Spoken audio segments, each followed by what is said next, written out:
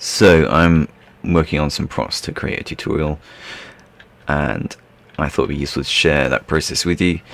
I'm going to do like some sort of sci-fi, film noir, Blade Runner-esque environment, and so I'm going to just build up some ideas quickly with you guys, and I want to blast through some simple shapes. So let's look at some of these bollards.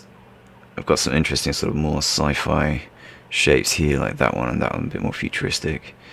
And I'm just going to blast through as many of these as I can in 5 minutes, and see how far we get. So let's start off simply and get more complicated as we go on. So let's start off with this guy. So let's go to the left view, I think. Left view, right, there we go. And cancel expert mode. So I'm going to start off with a rectangle, and I'm going to lathe this bollard shape. So let's maybe start there, and we'll convert him to an editable spline, and let's just drag that down a bit.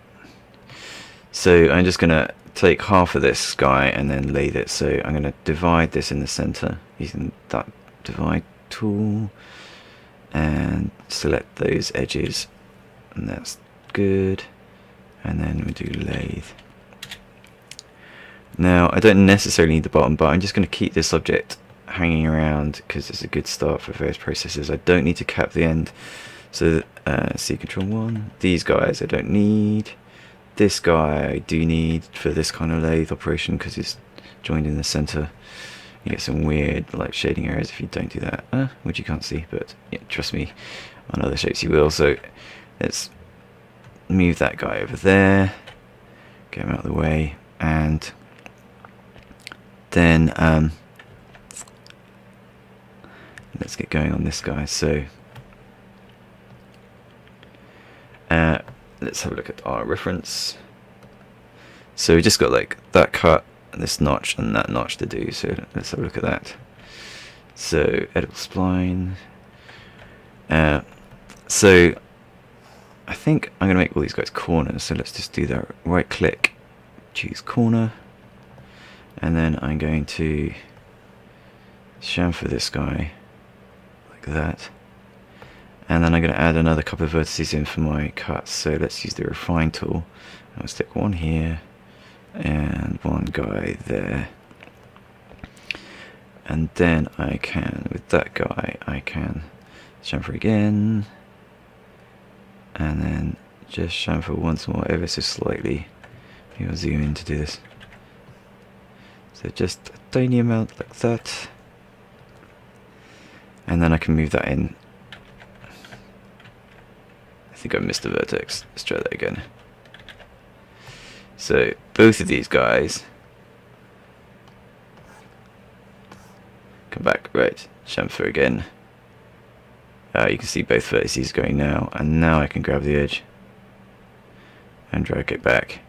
So let's just check my head corners. Right, so those are all being turned into Bezier again. I'm just going to turn that off. Right click and corner. So now you can see that I've got my first cut. That's kind of interesting. So we just want to do this recess now at the bottom, and let's just refine it again here. Click, and then we can drag those two guys and push them in a bit like that. And yeah, it bothers my sense of design, so I need these two guys to be in line. And the easiest way to do that is to choose the scale tool and just use a common center of both those vertices. So and then I can just drag and put all those guys onto the same line like that. So a quick look at the reference. So my lines are pretty bold. I don't necessarily want to copy this exactly, but I think it's a bit heavy. So let's just trim this down a bit.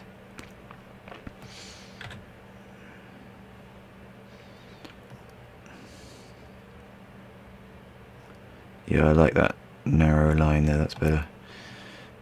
That can go in, and then that can go that way. Yeah, like that. That's cool. Right. So I'm just going to give it a quick material for reference, so go to material editor, and I want it to be a multi-sub object. So let's do that. Multi-sub object. Doesn't really matter which option I choose. I might end up with a stock of multi-materials for this, but for the moment 2 will do. Copy that, and we'll just assign that to this guy. So it's gone black because I haven't assigned the right material IDs, and I need to do that now. So we can get these edges, and we got a set ID property. Maybe it's inside out.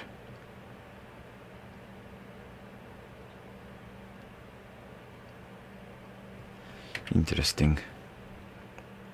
We need to use shape IDs. There we go, that's better. Right. So now I can change the color a bit, so let's just grab that and drag it down a bit. Make it a bit flatter. Cool. And then I just want a bright green for this little center bit, so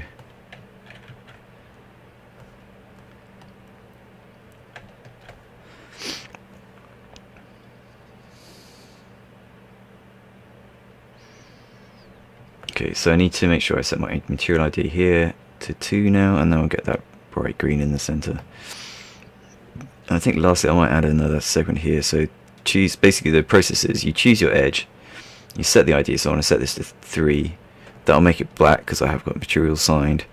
So let's assign it a material, and let's go up a level. I've got this grey material hanging around, so let's copy that in here. Copy.